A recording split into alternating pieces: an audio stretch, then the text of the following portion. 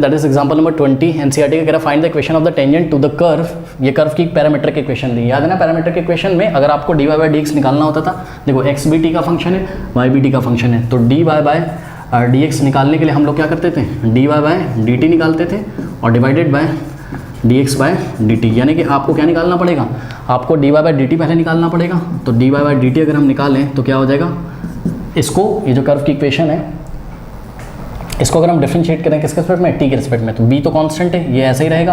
और cos cube का derivative, हाँ बच्चों ध्यान से चेक करो जरा, क्या कि cos क्यूब का मतलब क्या होता है, cos t का क्यूब। तो पहले पूरे का करोगे तो 3 आ जाएगा आगे, और cos t की ये पावर में 1 माइनस कर दोगे इनटू, अब cos का करोगे, अब किसका करोगे अंदर, cos t का करोगे तो क्या आ जाएगा, cos t का जब करोगे तो आ जाएगा आपका minus sine t, cos t का डेरिवेटिव माइनस साइन टी, और टी का करोगे फिर तो टी का टी के रिस्पेक्ट में 1 हो जाएगा। ठीक है, तो ये हो जाएगा आपके पास माइनस साइन, आगे आ जाएगा 3 इंटू बी 3b और sign T 3b sign t, और ये हो जाएगा आपके पास क्या, कॉस स्क्वायर टी। ठीक है, कॉस टी का स्क्वायर का मतलब कॉस स्क्वायर टी।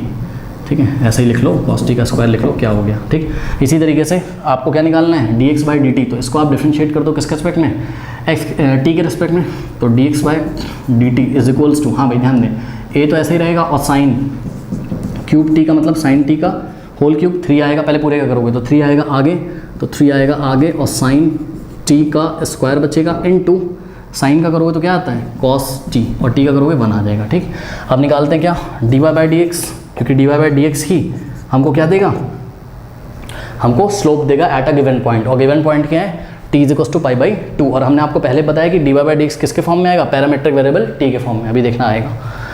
तो ऊपर हमने क्या रखना है, dy बाई dt रखना है, कितना है dy बाई dt, यह है आपका minus of 3b sine t into cos t का square upon dx by dt, कितना है, यह है आपका 3a इंटू साइन t का स्क्वायर इंटू कॉस t। ठीक है, चलो बहुत बढ़िया, लेकिन हमको dy by dx at the given point निकालना है, यानी कि at t is equals to what, pi by 2, यही क्या होगा आपका, यही क्या होगा, स्लोप होगा, किसका, स्लोप ऑफ द टेंजेंट, कौन से पॉइंट पे, at point t is equals to pi by 2।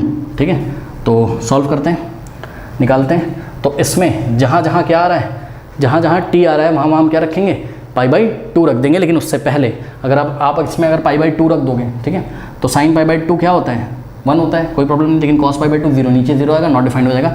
इसलिए हमने क्या किया, इसको सिंप्लीफाई किया, कैसे, एक कॉस से एक कॉस कटेगा, ठीक, और एक साइन टी से एक साइन टी कटेगा, करेक्ट, क्या आ गया, cos T upon sine T, 3 से 3 गया तो माइनस बी अपॉन ऊपर क्या आ गया, कॉस टी, और नीचे क्या आ गया, साइन टी।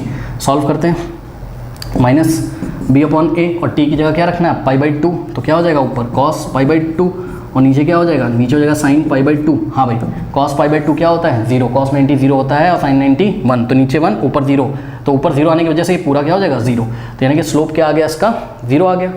ठीक है, इतना नोट कर लीजिए, slope t is equals to pi by 2 पे कितना आ गया, 0 आ गया। अब हमको क्या निकालना है, इक्वेशन ऑफ द टेंजेंट। ठीक है, लेकिन इक्वेशन ऑफ द टेंजेंट निकालने के लिए आपको पॉइंट्स भी तो पता होने चाहिए। ठीक है, तो आपको x0 और y0 आपको पता होना चाहिए। तो ये x0 कहाँ से मिलेगा, ये जो इक्वेशन दी यहीं से मिलेगा।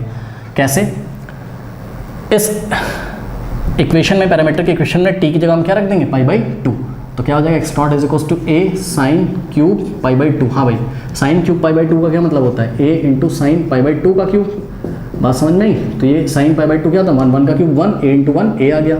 और इसी तरीके से y0 निकालने के लिए जो y वाली इक्वेशन है, पैरामीट्रिक इक्वेशन, इसमें t की जगह हम क्या रखेंगे, पाई बाई 2, तो cos पाई बाई 2 क्या होता है 0, तो cos का क्यूब भी क्या हो जाएगा 0, तो b इंटू 0 0, तो y0 क्या हो जाएगा 0। ठीक, तो आपने देखा इसका स्लोप भी कितना आ गया 0, और इसके जो पॉइंट आए हैं आपके वो क्या आए हैं, पॉइंट आए हैं आपके a,0। ठीक, तो जो पॉइंट है x0, y0 वो आए हैं आपके कितने, a,0, और स्लोप जो आया है वो कितना आया है 0। तो इक्वेशन का फॉर्मूला क्या होता है टेंजेंट का, ये होता है y minus y0 is equals to क्या, स्लोप रखना है यहाँ, है ना।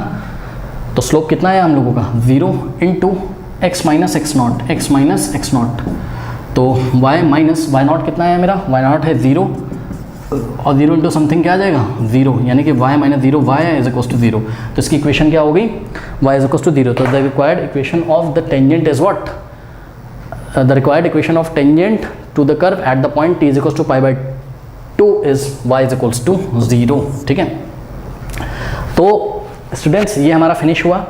अब हम